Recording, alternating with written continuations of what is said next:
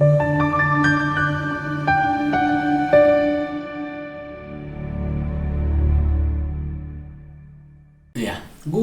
kuyisifiso sethu ukuthi abantu esuke sibalanda kungabe abantu esuke bezosikhangisa nje ngento abangakwazi nokuyenza, kodwa silanda abantu esinesiqiniseko nabo futhi abasuke bezethemba kuloko esuke sikhuluma ngakho, ukwenzela ukuthi-ke kube lula ukuthi wena uma usulalelile ulwazi wabothi hayi yilo losuku ulidinga ukwathi ulusebenzisele ukusebenzele futhi ubone umehluko, bese uyabuya uyasho ukuthi hayi cha ngempela wasizakala, ngoba lokho kuyasiza ukuthi sathi hayi ngempela lo muntu esamletha wakusiza wasizakala. Namhlanje nake sihlezi naye la uDokotela Malala Phezulu uwalaphana ke esifundazweni iKwaZulu-Natal. Mina ke manje upastor oningi sihleli naye la namhlanje ukubheka nje indlela osizakala ngayo. Dokotela kunjani?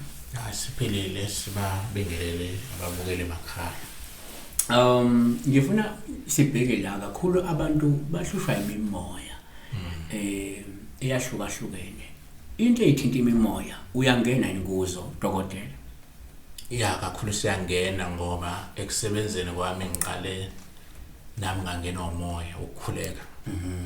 Ngivele bengikhola bathiwa ngingena ngandlela ukuthi usuyangithuma uba ngisiza abantu. Ngagcina ngithandaza ngiprofeta ngihlola. Kwahamba idlozi la kithi laze lafuna ukuthi ngingene umoya uwumlosi. So ke ngafundiswa ke kulezi igaba zonke, ngafunda laba bangenile namakhehla ngingenile nezalwazi ukuthi umuntu umsiza kanjani mevalekile sekuthiwa akasabona lutho mhlawumbe wathwasa noma ngaphambi kokuthi athwase umuntu umcheka kanjani ukuthi ufanele yini ukuthi angenwe idlozi, ngoba omunye uthola ukuthi khehla lami ubona abantu bentanto umhlaba wonke bezama, uthola ukuthi akangenwanga idlozi. Uthwasela umuntu ekhehla elithize noma isakwazi esithize ukuba adlule kulento, hayi ukuthi yena uzosebenza abantu.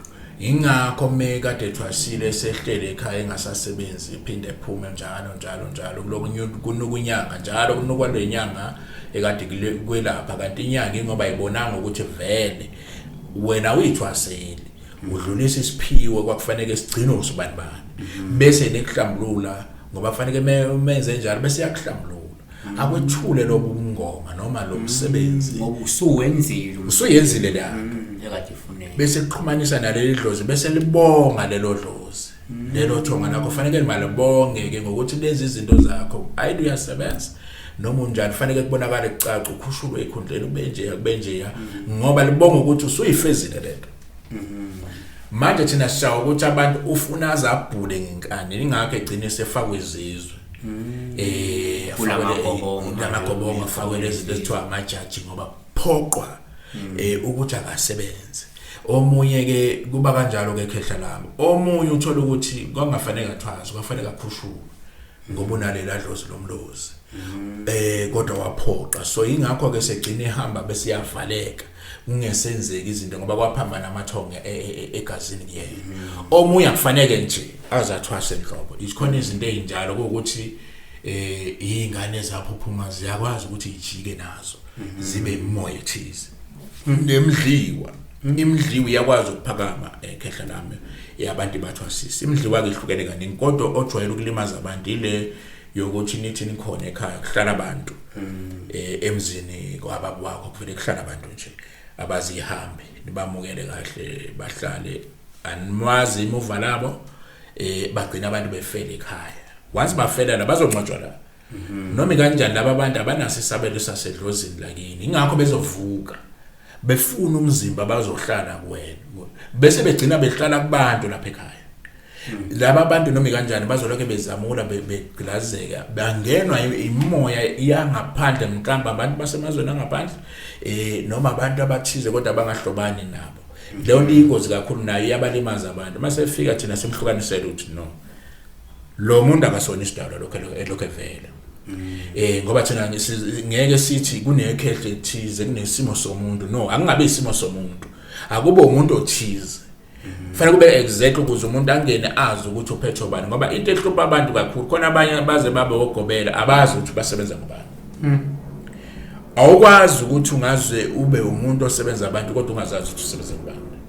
that's why ubona abantu begcina abanye bengakwazi ukuhlola ungenzeki lutho ngoba uzophahla kubani ngoba akamazi lo muntu must ukuthi before uhambe uyothwasa tshenwa wena angatshena inyanga tshenwa wena ukuthi uzothwasa ngoba sifuna wenza ukuthi nokuthi umuntu ongenile yimina nobani kodwa ukwazi ungena amadlozi angaphe kwa 3 awukwazi ungena amadlozi angaphe kwa 3 must ukuthi ube isalukwazi nekhehla noma isalukwazi embili nekhehla noma amakhehla amabili nesalukwazi kubalansiswa imndeni la khehla lami ukuze kwazeke ukuthi wena usebenza ngobani ke kodwa ngoba sekwaba nemfakela ke la kufike kubhidane khona izinto umuntu noma eshisa impepha athi nina abakasibanibani usho kanjani umsebenzi wabantu ukuthi nina abakasibanibani kusuke kushiwo makuhlatshiwe ekhaya kubiza umndeni wonke wena nabantu abaspecific kwena obazi ukuthi mangiphahla kulo ukuze ngibhulele ubani idideka lapho ke so thina siyakwazi ukuthi simqondise umuntu simfundise ukuthi wena uzosuka la sikuhlambulule mhlawumbe kufanele sikwethule lento osuwayenza ngoba uyabona nje ubuthwasha la namhlanje ungaqedi ngisho ukuqeda uzoxabana nanogobela uhambe kweyindawo uhamba nesinyama uya kweyindawo ufike futhi nakhona ushiye kanjalo isinyama leso uyabuya futhi uyakini uyofaka lesi sinyama phakathi kwekhaya izinto asoze zalunga so masibo umuntu ahlolelwe kahle tarali then emva kalokho atshene ukuthi wena uzosebenza kanje mawungekho kukho akungaphoqi ingakho ubona umhlaba wonke kuthwasa namhlanje uthola ukuthi umuntu uthinta indaba ukuthi abantu baphamisa yonke imimoya ushithi ngamanye amazwi akuyona yonke imimoya umuntu efuna iphakamise noma ithwasele ngoba uthola umuntu usethwase uqedile ukuthwasa uthi sekuphakama manje ikheshe elithile futhi ahambe uyoliphakamisa yes ahlala uthi sekuphakama ugogo manje ugogo kakhokho manje emuva kanti umuphi ngoba phela labantu labafuna kube khona othunywayo laba abathunywa phambili futhi ikhona imimoya kodwa ithumela lo yedwa ube uyephakama manje la imimoya iphakama yonke kulomuntu lona uzophuma njalo yenyanga no iyona lehluphekisa abantu beze bethi bayahlupheka kanti idlozi liyakuphi imali kuphela wena uhamba uyilahla ngokuthi lokhu ulanda 1 by 1 no liyathethiswa even idlozi nje liyathethiswa maselenza into enjalo ukuthi no ayikho into enjalo mina ngatshena ukuthi ubani khona ubani manje osevela manje so kulezi inkambe bengizidla laba sokusebenza ngaba badle kulezi inkamba bonke angabe khona umuntu ozosala yes kusetshenzwa kanjalo manje abantu balokhe le ingoba sekuyoba ibusiness ke asisho lutho asibulali wona umsebenzi kodwa abantu mawuzothwasa zazi ukuthi usebenza kubani noma mazosebenza abantu mususitshela ngamasayini ukuthi ngiyaphupha ngizwa kukhala izinto ngiphupha amanzi ngiphupha zonke izinto abanye ke abahlupha kakhulu laba abathi bona banedlozi elikhulu elithi lifuna ukuyithwasisa bagcwele umhlaba wonke laba bantu kodwa abaphumeleli ngoba ayenzeki leyo nto awukwazi ukuthi ungayithwasisa ngoba egcineni ngosuku khona ukhambo oluthize noma isibusiso esithize ufuna usithathe kumuntu ngeke uyishayele ukhambo ngeke ubambe uyishayele ekhanda masibe ukuthi abe khona umuntu ozoba umbonisi wakho lawo madlozi asuke nenkani eyitshena ukuthi ayazi kade awazi lo muntu uzombona kancane fanele enze uye emanzini uyolwandle kancane uye emanzini akakuthola uphumula uyahlaba kanjalo udlala lemoya ngoba lemoya ithi mkhulu yes no ayikho into efana naleyo khehla lapho masibe ukuthi umuntu afuna umhluphekisa izomhluphekisa uzohlaba njalo yes nabe namajazi banamajazi makurando noma yiroom kanjena uthola ukuthi mawungena endlini amajazi agcwele yonke indawo bese uyayibuza ukuthi la majazi awani makumoya ohleli umuntu why uhlukana kangaka amajazani ngoba ijazi lamandla lilodwa ijazi lomlozi lilodwa ijazi eleza nomndawo lilodwa eleza nedlozi lapha ekhaya lilifuna not ukuthi kuze kube inqwaba yes namalada angaphela kancane ozilada emfuleni nasemahlanzini zonke indawo ukwenzela lentaba nini nokwenzela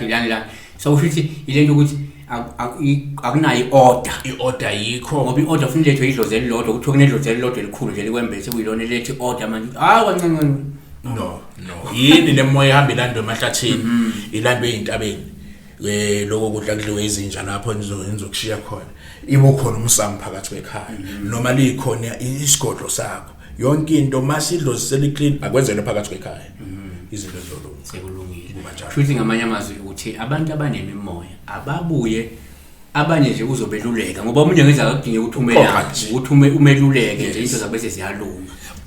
Omunye umsakazi sesixoxa bese sithi yeke lento ayikho. Uhlambuluka yenza ukuthi uhlambuluka ubuyele endleleni wena akulunga indaba ukuthi sebenza uqhubeke nempilo yakho ngoba kusona isiphiwo sakho. Shiya phansi yonke lento kuthiwa hayi manje ngizofa ngoba ngaphotha kwasha kwace ayikho leyo nto. Uhlambuluka nje usuke kulento udede ubuyele endleleni yakho. Asivale ngalokuthi ngoba njengoba uyiveza kanje kunomuntu othi waneti nje ukuthwasa kwafanele izinto zonke ushithi waphakamisa umoya kwangafanele uphakamisa.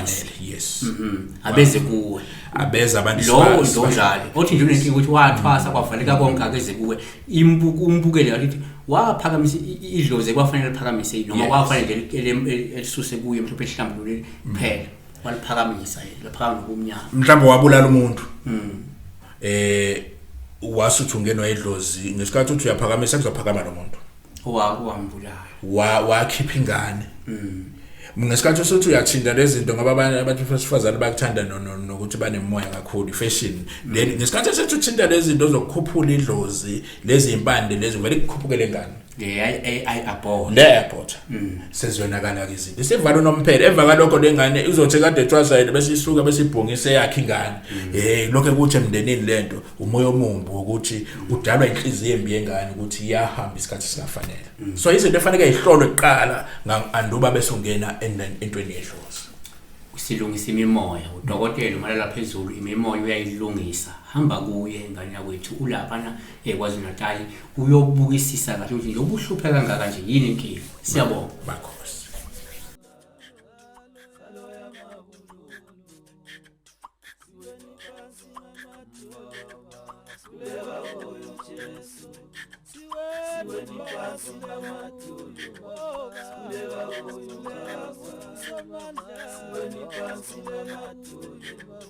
Kuleka uyo Jesu